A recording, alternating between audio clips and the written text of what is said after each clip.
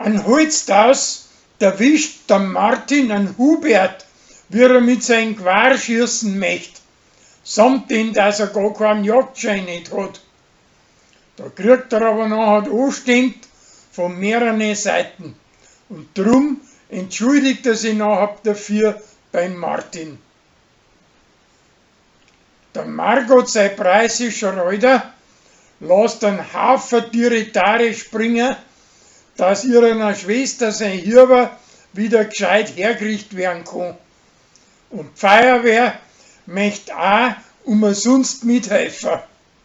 Zuerst möchte Maria das gar nicht annehmen, aber schließlich lässt sie sich nachher da noch überreden. Weil der Michi am Rechner dauernd Autorennen fährt, trat seine alte hintenrum Sicherung aus, damit dass er mit ihrer ausgeht, wie er es versprochen hat.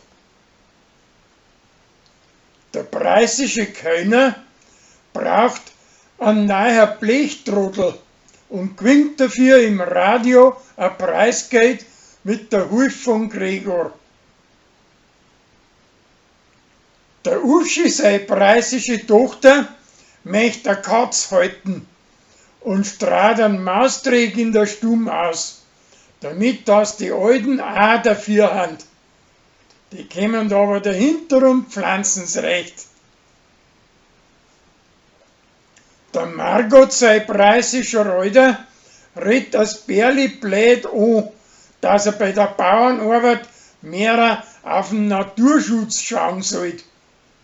Danach entschuldigt er sich aber und darf auf den sein Bullock fahren. Der Pfarrer hat einen harmlosen Unfall Mineral, aber Zara sagt das und der kommt ganz. Weil sie ist über den Tod von seiner preußischen Alten alle noch nicht drüber weggekommen und ist keine gescheite Hilfe nicht bei der Feuerwehr und beim Pfarrer seiner Johanni Feier.